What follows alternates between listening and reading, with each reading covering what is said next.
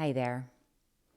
My name is Alina, and I'm a recovery and transformation coach. And I wanted to share with you today a conversation that I had with a friend where I had an aha moment. If you are in any way struggling with burnout or recovering from addiction, or just know that there's an essential part of yourself that's been lost, this might just resonate with you. So stick with me. So I'm talking to my friend, and she just recently got back from a 10-day Vipassana retreat. And for those of you that aren't familiar, a Vipassana retreat is silent. So it's 10 days of no talking, no eye contact either.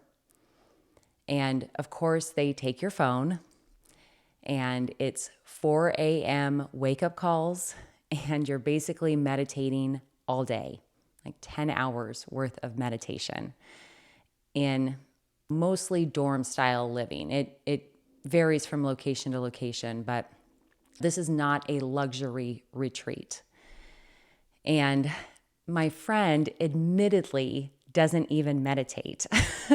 So as she went off to this retreat, I'm a meditator, and I thought of her every day, and I just thought to myself, I don't know if I could do this. Like this is a really long time that she's been gone, waking up at 4 a.m. and sitting all day with herself. And when I say sitting all day, you're sitting very still, trying really hard not to even move.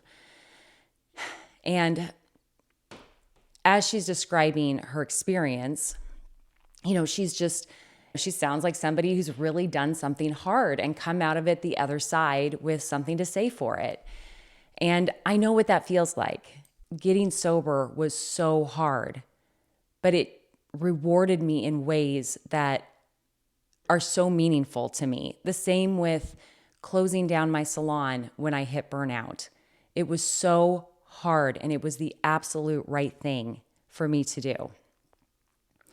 And so I'm listening to her, and as she's talking, I'm kind of getting like, okay, maybe I can do this. And she's like, are you going to do it? Are you going to do it?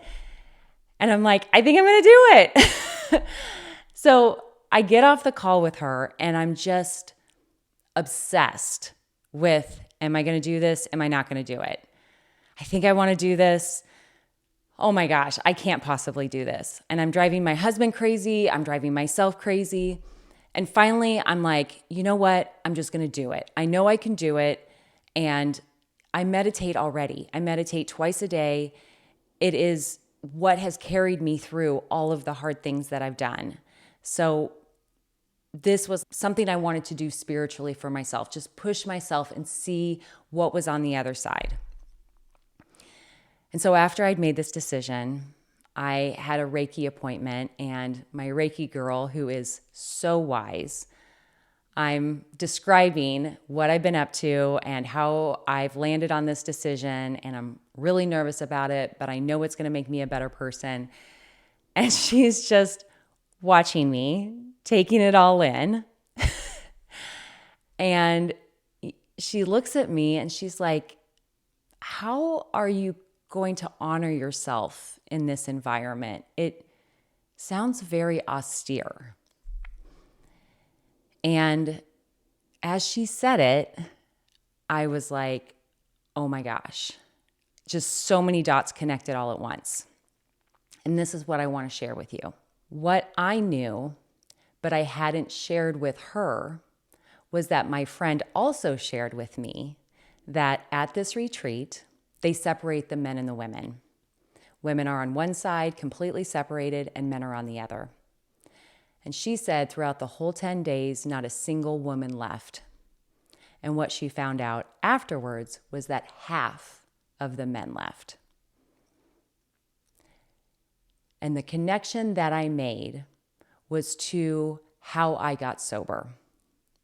And how I got sober, the very, very start of it was reading the book Quit Like a Woman by Holly Whitaker.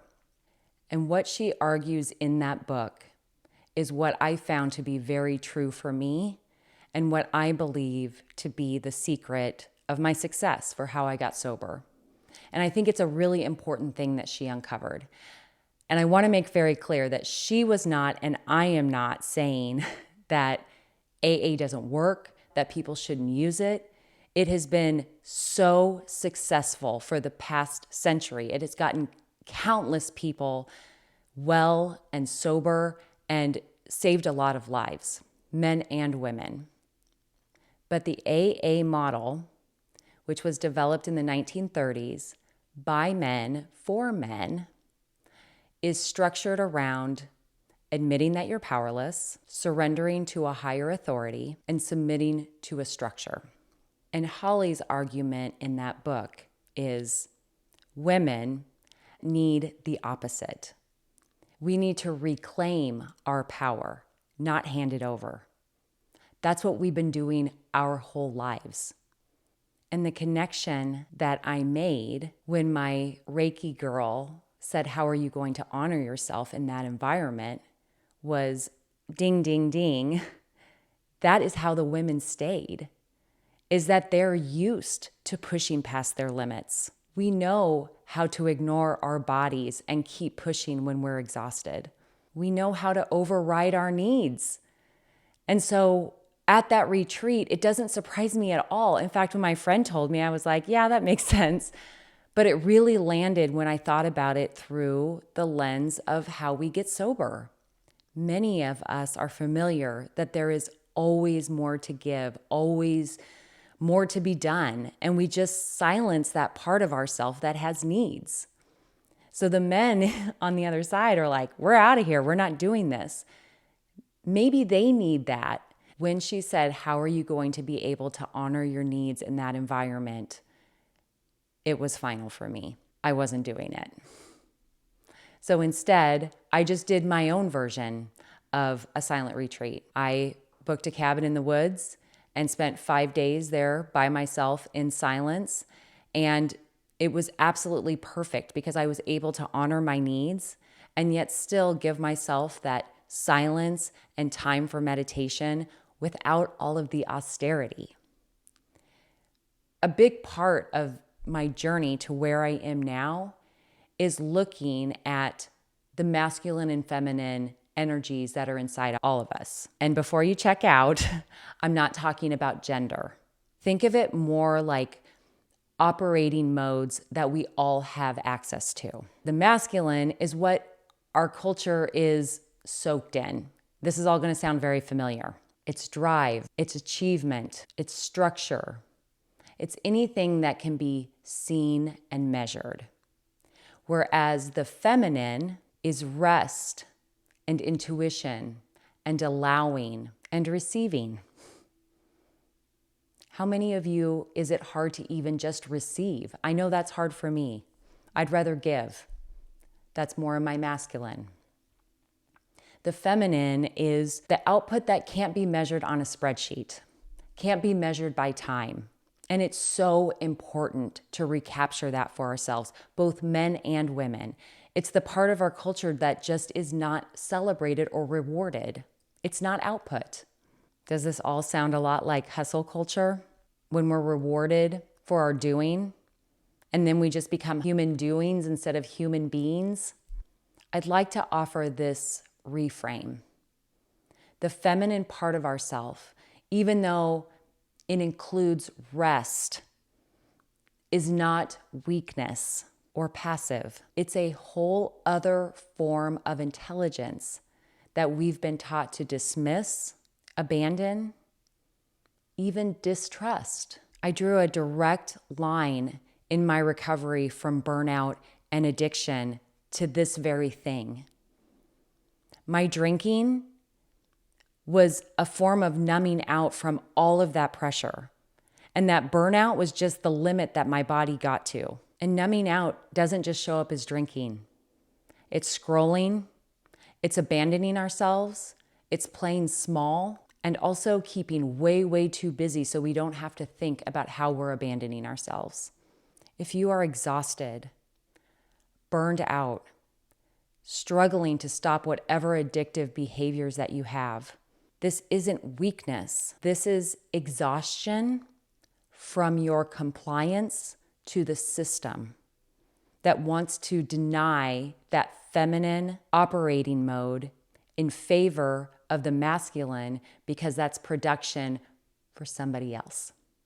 Just think about that. AA certainly works, but if there's something that's not hitting to you on that, it might be because you're already exhausted and giving up your power and submitting to another structure is just not on the table for you anymore. That retreat for me was amazing. And I didn't need somebody else's structure or rules. I just honored my own rhythm. I'm devoted enough to my own spiritual practices and self-care at this point that I don't need that. And I'm so glad that I listened to my instincts, to my aha moment, and was just like, I can put that down. I don't need it. And from that, I came home with a full cup, not from suffering or pushing through a challenge, but from honoring my needs and resting and following my intuition throughout whatever felt supportive in the moment. This is how you become a human being again. We're not robots. In fact, robots are on their way to take care of all those spreadsheet things. The part of ourselves that wants to play and be creative and wander through the day, do you even know how to do that anymore? I had to work up to that. There is no way I could have gone on this retreat by myself on day one of my burnout recovery. There's no way. So if you're listening to this and thinking, this sounds fantastic, I don't even know where to start, just start by looking at where you could stop doing all the time and just start being a little bit more. Say no a little bit more. Watching where all of the shoulds that come out of your mouth, who is that for? I promise it's not for you. And this is not easy stuff, by the way. Honoring yourself and giving yourself the self-care that you need when pushing harder is what's rewarded. This is why be gentle with yourself. If you are exhausted, that is not weakness. It's just a place to start. Is any of this landing for you? Are you starved for another way?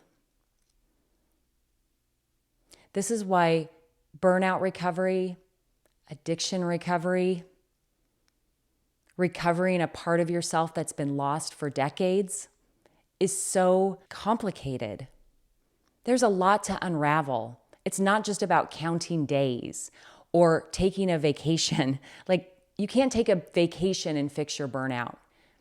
You have to restructure your life and to honor yourself. I'm sure inside of you, there is a part of you that misses you. This is how you come back to you. You stop being a human doing and you start being a human being. And it's slow and subtle. It's not a 1 week or 1 month or even 1 year fix. It takes day after day of looking at what your wants and needs are and then honoring them. And over time, it becomes instinctual, just like the other way did. I hope some of this landed. Leave me a comment. Tell me what resonated. And I'll see you on the next one.